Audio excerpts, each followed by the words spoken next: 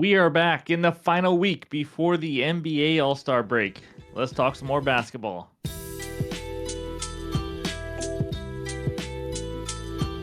What's going on, everyone? Welcome back in to another episode for Just a Bet Outside. I am your host, Steven, and we're back to talk some more NBA basketball after what was an ugly Super Bowl. That's for sure.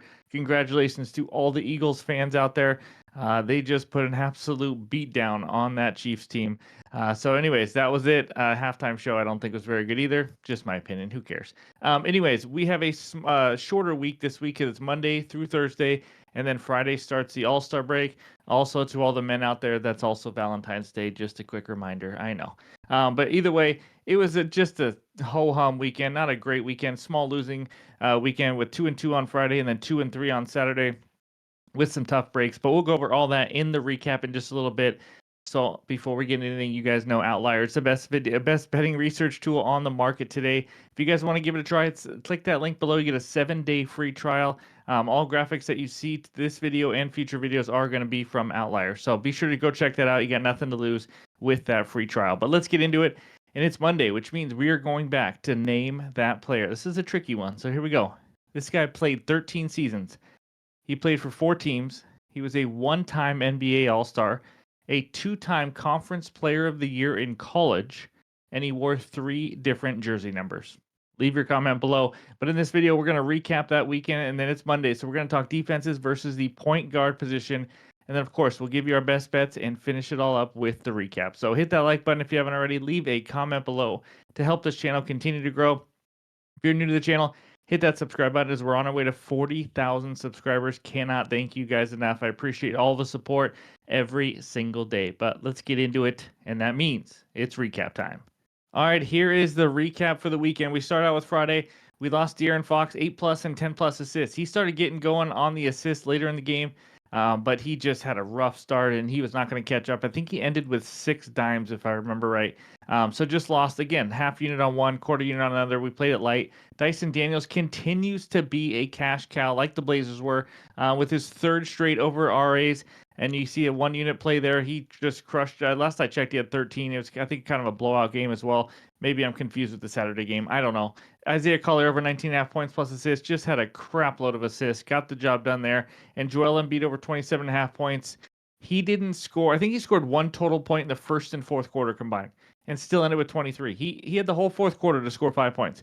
The coach didn't even play him until 5.5 minutes left in the game. They were trying to win, and he did nothing. They were just jacking up threes. I don't know if I can bet Embiid very often this year, to be honest with you. But then Saturday, this is where it hurt, guys. We were off to a 2-0 start, and everything was looking, even at halftime, like we were going to go 5-0. But Anthony Davis over a half a three-pointer made. He was unbelievable in that first half in his debut. He hit a 3 in the first quarter. Easy win there. The other win, I'll jump to number 7.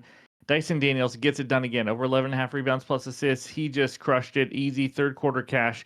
He has been unreal for us. But then we go 2-0, and then we look at the other 3. Okay, Steph Curry is sitting at 10 points at halftime. We have the under 27.5. Blazers were up, I think, 8 going into the fourth quarter. 6, 7, 8. I don't even remember. They were ahead, and we were getting plus 6.5. And guess what? The Blazers got outscored by 1,000,000 in the fourth quarter, and they lost and didn't cover. Wasn't even really close either. It was crazy. And then Steph Curry came out of halftime and scored 19 in just the third quarter alone. Sometimes when you take an under on a superstar like that, you're going to get beat like that. And then Trey Murphy over 23.5 points, the late night game. How about scoring, I think, 15, 16 points by halftime? He comes out in the second half and takes 2 shots. 2. You can't make that up. So either way, it was a rough one. I thought it was about to be a really, really juicy day, but we had a small losing day there. Unfortunately, losing the 2 1-unit plays. So there's the under tracker on all under player props. Overall record 197 and 165. We got closer to 20 units again, and we bounced back. We're just going to keep yo-yoing, but hopefully we can hit 20 before the All-Star break. So we're up just around 16 units on the season. So that's what we got for the recap, and now it's time for the point guard position. All right, we start with the defenses giving up the most points to the point guard position. All these stats are in the last 30 days.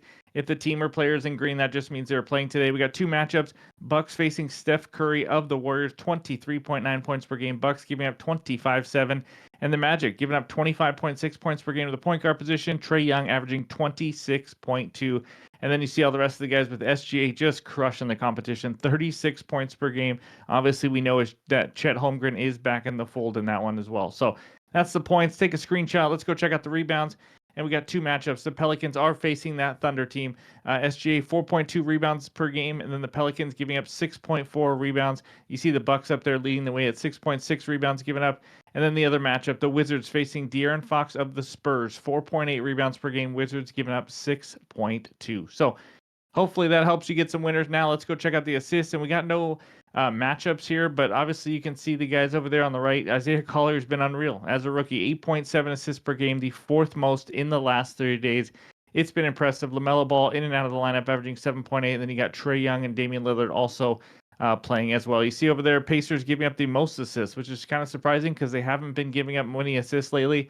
But right now they are. And then the Spurs, Hawks, Heat, so on and so on. So that's what we got for any over potentials. Now let's look at the toughest point guard matchups and the Hornets. How about that? Giving up the fewest points per game to the point guard position, followed by the Blazers and Pelicans. We know the Blazers have been playing good D. Speaking of the Blazers, how about them giving up the second fewest assists to point guards, also at 6.2. And then you see over there on the rebounds as well, you got Grizzlies, Warriors, Celtics, Hornets, and Heat in the top 5. So again, these are all the numbers to help you bet overs if you like that for point guards, maybe some unders. We do a new position every single day of the week, and we do it every single week. And then on Tuesday, we'll give out some potential assist numbers, and then Wednesday, G's of threes, Thursday, rebound chances, and so on and so on. So we try to give you as much help as we possibly can. But that's all we got for the point guards, and now it's time for the best bets. All right, this first one takes us out to Milwaukee, where the Bucks host the Golden State Warriors. Warriors -6. Total in this one is 231.5. I got a player prop. It's a 1-unit play. Give me Bobby Portis over 12.5 rebounds plus assists, -130 on Bet365, and it's also -130 on ESPN Bet. If you can only get 12.5 or 13.5, I like that too, and you're about to see why. But first, before we get into all that, it's his birthday. That's right. The man who is in charge of player birthdays in our Discord made sure to tell me it is his birthday. Not the reason we're betting it, but just a little bonus. So the big news here is Giannis is out through the All-Star break. So that's why we're going to dive into Outlier now and look at some more numbers. So here's what we're going to start with. 2024, and we already have up right now that we're looking at numbers without Giannis and with Damian Lillard. So without Giannis and with Damian Lillard, over in 5 of 6 games, as you can see. He's averaging 16.67 RAs per game. The 4 overs, 19, 13, 22, 21, and 18. Absolutely flying over.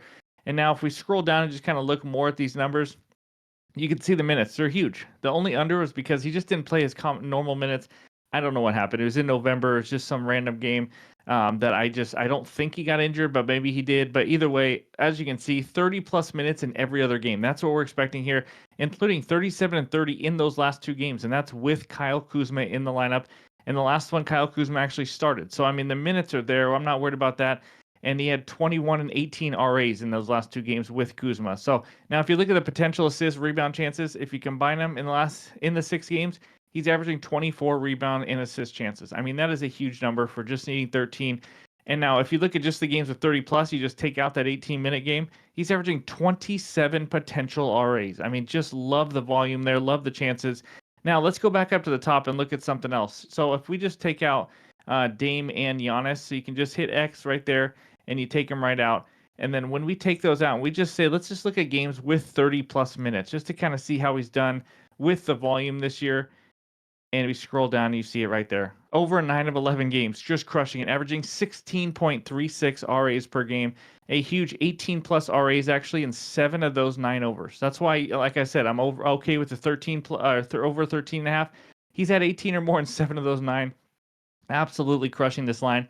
And then you look over at the matchup. You got the Golden State Warriors versus the power forward position. It's around average. Nothing special there. So it doesn't really do much. It's really more about Bobby Portis. You did just see LeBron go off for over 20 RAs 2 games ago versus Golden State. It's LeBron. I know you can't compare, but Bobby Portis has been a rebounding monster in his career when he's given the chances and the minutes. So like I said, the minutes are there, the volume's there, potentials, everything is really high right now. I think this number's a little too low with Giannis out. So give me BP over 12.5 rebounds plus assists as my first best bet. All right, the second one takes us out to Orlando, Florida, where the Magic hosts the Atlanta Hawks. Magic -5. Total in this one is 221.5. I got a bet that you might roll your eyes at because he has not been playing well lately. But give me Paolo Banchero over 22.5 points at minus 120 on ESPN bet. This can be a half unit play here. I know this might make you feel uncomfortable, and I get it. Some of you guys have been burned by him lately. He has not been great since his return. But let's talk about why I like this game. So in the last 10 games, he's only over in 2 of the last 10. So if you're a hit rate person, obviously you're not going to like this, and you can move on to the next bet. But he's only averaging he is still averaging 18.9 points per game. The volume is there. That's what I like to see. He's averaging 19 field goal attempts per game. He's just been ice cold, shooting 39%. Only 3 of the last 10 games, though, were at home. So it's been a lot of road games. He's been playing better on the at home. In fact, one of his overs was at home against Detroit, where he scored 32 points. If Boncaro has a decent night shooting, this line is low. This is a great buy low spot. I think he could soar over, like I said, with a decent shooting night. But the matchup in the last 30 days, this is a dream. Let's just say what it is. He's facing the Atlanta Hawks. No team in the NBA has given up more points per game to power forwards than the Atlanta Hawks. Boncaro in the 2 games last year versus them. I know it's last year. I'm just trying to mention the matchup. 35 and 26 points against them. And the Hawks, this is what you love to see, really struggled defending the paint, giving up the most points in the paint in the NBA in the last 10 games. So this is a defense that given up the most points to power forwards, the most points in the paint in the last 10 games. We know Boncaro loves to attack the rim and score there. Obviously, he can hit some mid-range, some fadeaways, things like that. He just needs to be able to actually knock them down because I think if he can hit some mid-ranges to go on top of it, he could fly over this line. It's unusual to see a 22.5 line, and some books might even be at 23.5 by now, but for a guy that only averages 18.9 points per game in the last 10 games, under an 8 of the last 10. But I think there's a reason for it. He is due for a breakout. The volume is still there.